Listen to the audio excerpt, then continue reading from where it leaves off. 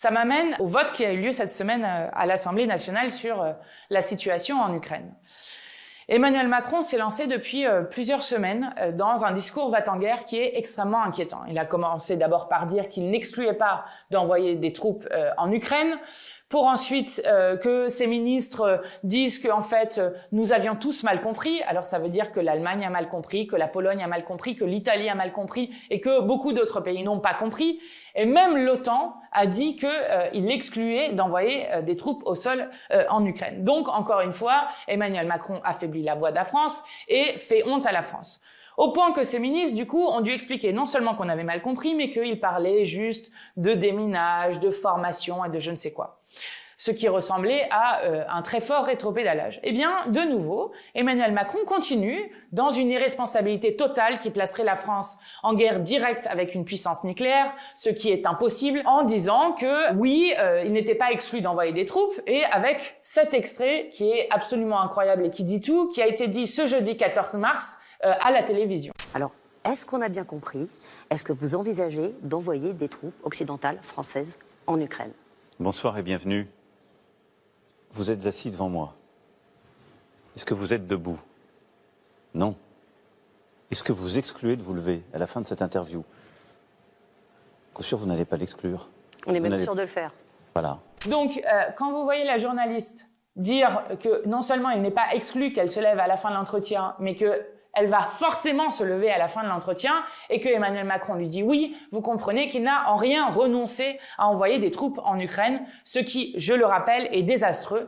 Et face au va-t-en-guerre à la fois d'Emmanuel Macron, de Marine Le Pen et d'autres, eh bien, je le redis, nous sommes le camp de la paix et je suis fière d'être la présidente d'un groupe parlementaire qui a voté contre. Nous sommes le seul groupe avec le groupe communiste à avoir voté contre la déclaration qui avait été faite par le Premier ministre mardi à l'Assemblée et qui est une déclaration qui est dans le même fil de ce qu'a dit Emmanuel Macron, c'est-à-dire une déclaration va-t-en-guerre qui continue de dire que l'Ukraine devrait rentrer dans l'Union européenne et dans l'OTAN, ce qui est une folie que nous refusons absolument.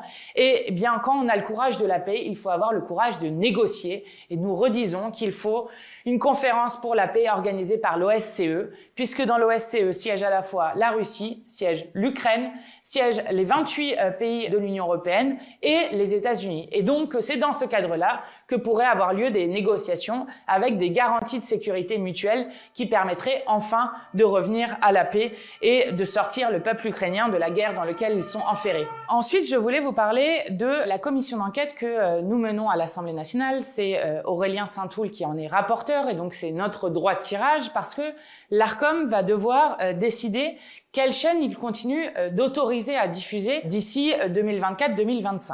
C'est très important parce que si des chaînes sont privées, les fréquences restent publiques. Et donc, c'est l'Arcom qui décide, selon une convention, si les chaînes respectent ces différents critères, qu'ils attribuent telle ou telle chaîne aux différents médias. C'est très important parce qu'il y a un enjeu particulier en ce moment pour savoir si, par exemple, CNews va pouvoir continuer d'émettre ou pas. Donc, cette semaine, on avait des auditions très importantes puisque à la fois Bolloré et Hanouna étaient auditionnés par cette commission d'enquête.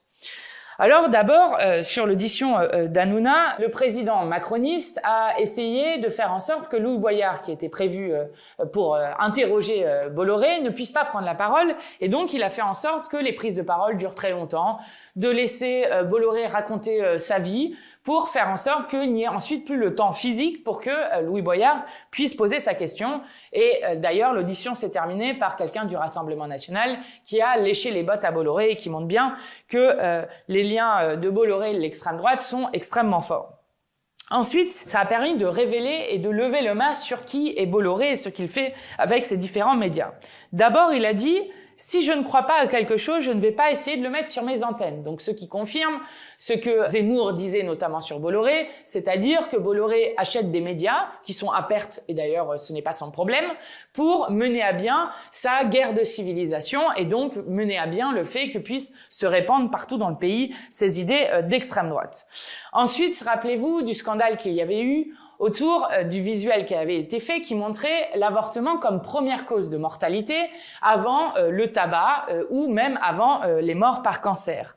Eh bien, si vous aviez un doute sur l'erreur technique, comme ils disent, vous n'avez qu'à écouter Bolloré, qui dit qu'il a laissé sa femme avorter et qu'il n'y a pas un jour où il ne pense pas à cette vie qu'il a contribué à supprimer. Donc là aussi, c'est clairement une rhétorique anti-droit qui est portée, qui est la rhétorique de l'extrême droite partout dans le monde. Et c'est à chaque fois comme ça qu'ils attaquent les droits des femmes et les droits des minorités genrées.